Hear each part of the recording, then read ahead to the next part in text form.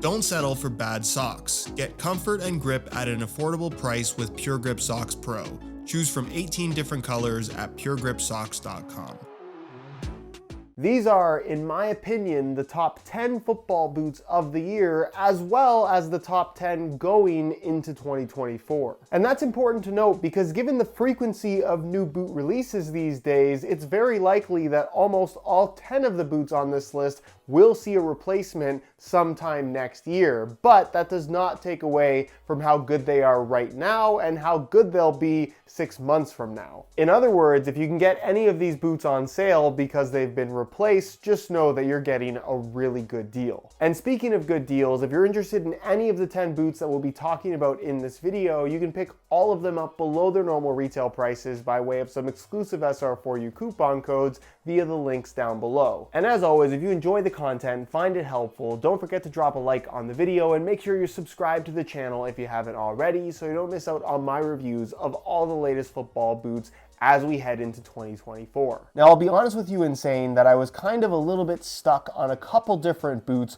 for the 10 spot, but ultimately, no pun intended, settled on the Puma Future Ultimate. And that's because I think it is overall a very well-rounded product in terms of fitting great, being very comfortable, and having all the performance characteristics you would expect out of a top-end football boot. Not to mention at $220, while by no means inexpensive, they are less money than most of the top-end models that I'll be sharing in this video. So with its mesh base upper, the knitted component that it has, the one-piece upper construction, it generally wraps your foot nicely. It gives you that sock-like feel, both in terms of the feel on your foot as well as the touch on the ball. It's got a little bit of texture for some additional grip, and the overall weight of the boot is low with a very solid sole plate and stud pattern with great overall traction. If you want something simple that just feels like a pair of socks, this is definitely one of the best options out there. Now, while I am ranking these boots in order, I do want you to keep in mind that personal preference should be the number one factor in you picking out a pair of football boots for you to wear. So the order of this list isn't super important because I really do think that if you're after something with a knitted upper that has that very natural sock-like sensation on feet, the number 9 spot of the New Balance Tequila V4 Pro Low might be the perfect boot for you. What I love about this is the super soft knitted upper. I love the way that they did the off-centered lacing system, kind of along the lines of the Nike Magista series or the CTR 360 series that came before that, giving you this really clean surface to make contact with the ball. The shaping is fantastic. It's available in regular as well as wide fit. The low cut that it has wraps your heel very nicely and fits very comfortably, and the sole plate and stud pattern is so unique compared to just about everything out there, with the conical studs in the forefoot, but also these bladed studs that run right to the edge of the sole plate. So while I'm not a big believer in boots by position, I think particularly for a goalkeeper, somebody that's going to be pushing off on the edges of their feet for dives quite frequently, having that little bit of extra grip so close to the edge of the sole plate might be something that ultimately does benefit you. Also at $215 full retail, again, less expensive than some of the more popular options out there. Just an amazing pair of boots. Never in a million years would I expect to be featuring a pair of Skechers football boots on a top 10 list. However, the Skechers Razor is incredibly underrated. What I love about these, particularly if you're after something in the speed category, is the comfort is simply fantastic. This is truly one of the most comfortable pair of thin football boots currently on the market. The upper with this synthetic material that they've used in the forefoot, a lot of people want to compare it to the Tajin synthetic of something like a Mercurial Vapor 10, which it is similar in some ways. It's definitely a little bit thicker than that, but I would say the better comparison would be something along the lines of the Hybrid Touch used on the later F50 Adizeros, particularly the 2014 model. It just feels fantastic on the ball, particularly if you're not a fan of knitted or textile uppers.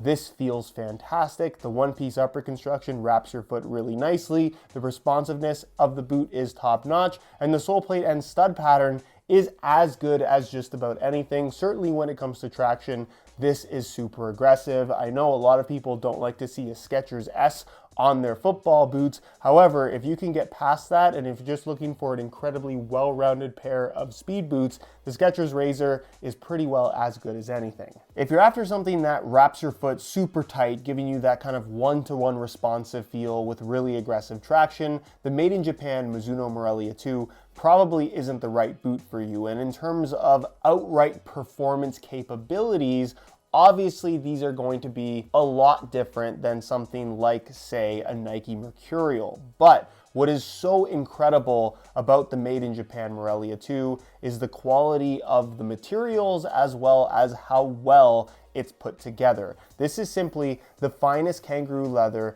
that you're going to find on any pair of football boots. Nothing even comes close. It covers the entire foot. It's super traditional in terms of its overall construction, but with a very modern shaping to it. So they fit incredibly well out of the box with minimal break-in time required. This is, in my opinion, the most comfortable pair of football boots on the market. And despite the old school look to the sole plate and stud pattern, while again the traction might be on the more traditional side in terms of giving you a little bit more freedom to twist and pivot rather than digging into the ground really aggressively, it utilizes modern plastic materials, making the overall weight of this boot lighter than some of the popular top-end speed boots that are currently on the market. They're pricey at $280, but if you're a fan of kangaroo leather, I simply don't think there is anything better than these. Maybe this is a bit of a weird move, but I'm actually gonna have the Adidas Copa Pure 2 Plus share a spot with the MIJ Melia 2. And the reason for that is because these are effectively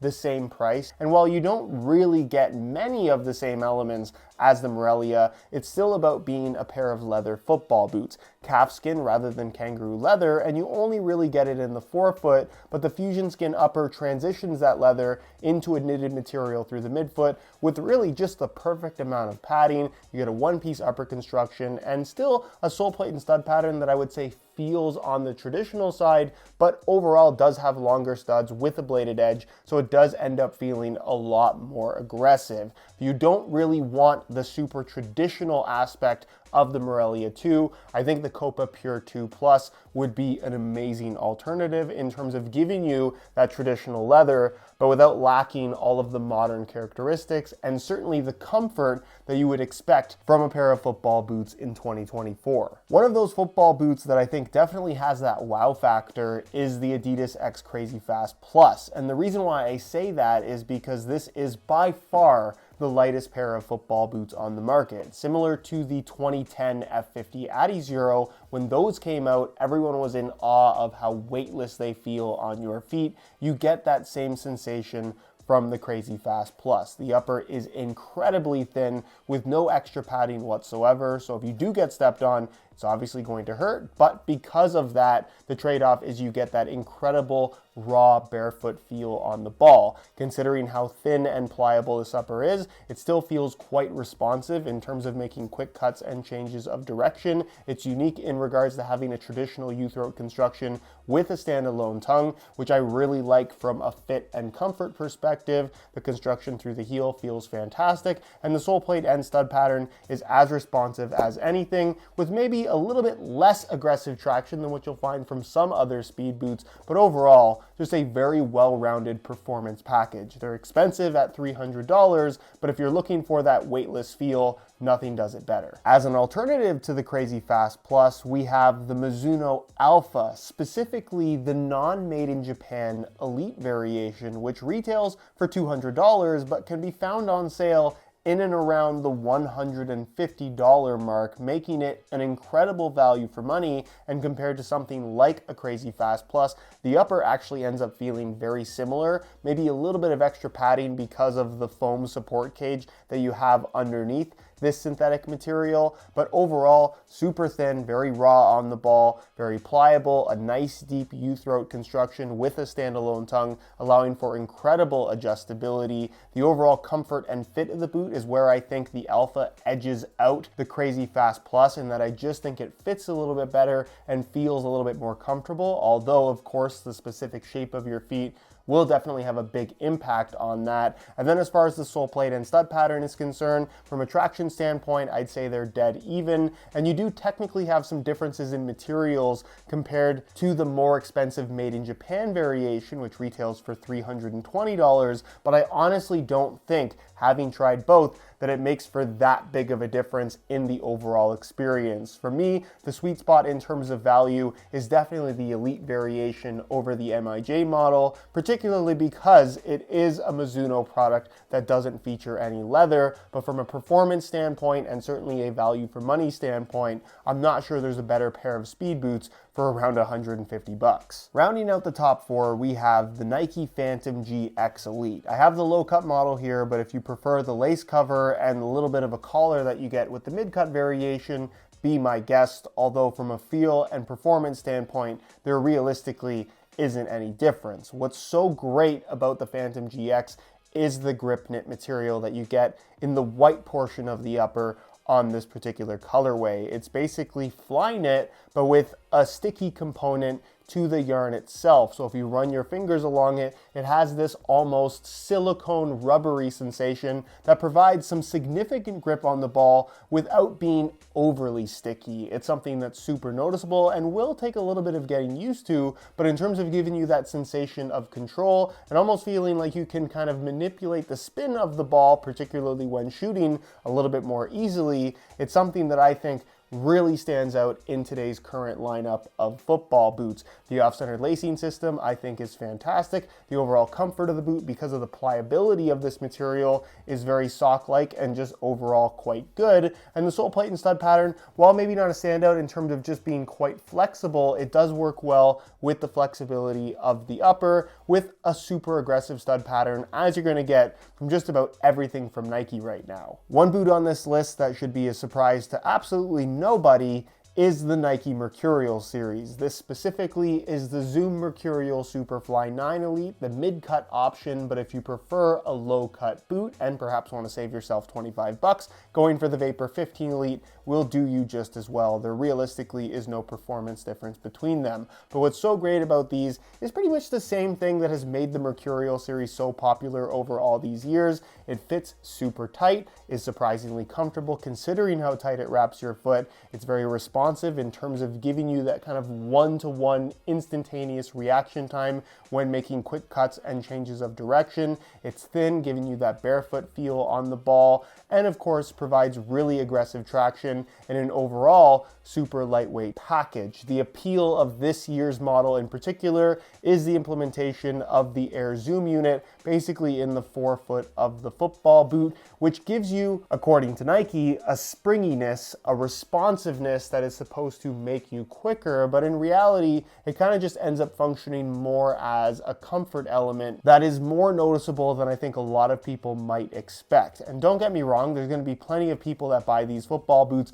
and have no idea what's happening underneath their foot. But in general, if you want that little bit of impact protection in the forefoot, this is realistically the only football boot that provides that, and I think it's a very positive thing. It's something that I would personally love to add in just about any pair of boots, but as of right now, you can only get it exclusively in the Mercurial series. Pound for pound, when it comes to overall performance, this is just one of those boots that is incredibly difficult to beat. A very popular expression these days is trust the process, and I think the made in Japan Mizuno Melia Neo 4, the non-beta variation, is the perfect example of that. This is over 10 years of Mizuno taking a base design that was very well received when it was first introduced in the early 2010s and refining it year after year after year without changing the core concept of the boot, which is a lightweight option in the speed category with thin synthetic through the midfoot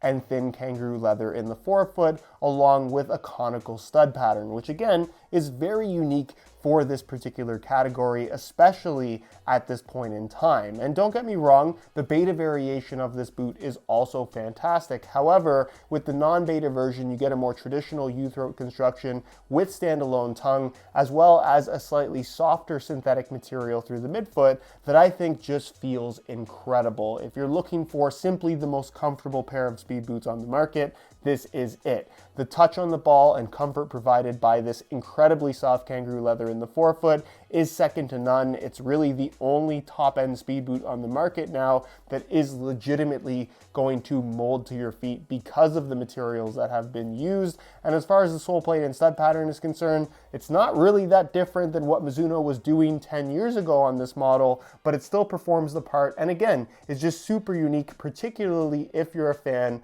of having rounded studs. If you were building a pair of football boots around the leather speed boot concept, I'm not sure that it gets more perfect than this. Which brings us to the one spot, and what I think is kind of a no-brainer as far as picking a boot of the year is concerned, the Adidas Predator 30 Elite. This specifically being the FT variation, standing for fold over tongue, giving you that iconic Predator fold over tongue held down by an elastic strap. But if the tongue isn't your thing for either bulk reasons or aesthetic reasons, they do have the non-FT variation, which also saves you 20 bucks. That is every bit as good. What I love about the Predator 30 is it's everything that you wouldn't expect from a pair of football boots in 2023 or 2024 for that matter. The styling is, dare I say, old school with a silhouette that still is very modern and very sleek. It's incredibly difficult to capture the nostalgia of a pair of football boots from 10, 15, even 20 years ago, but the Predator 30 manages to do so without feeling like it's lacking any of the performance characteristics that, again, I think you would expect from something in 2024. The hybrid touch upper feels solid without being overly thin or overly padded. The shaping of the football boot is old school Predator in all the best ways possible. The rubber elements that they've used feel like a combination of all of the best Predators within this line's history, giving you that extra grip on the ball, particularly when shooting, that not only makes these boots feel so powerful, but also incredibly accurate. The low-cut design and new shaping feels familiar, but also incredibly comfortable, and the sole plate and stud pattern is finally something that I think is fitting of a high-end product after so many years of sole plates and stud patterns on the Predator series that have been lackluster at best. At $280 for the FT version or $260 for the no-tongue variation, you really can't go wrong with either of them. And if you're looking for, again, one of the most unique football boot experiences on the market, this is the one I would recommend.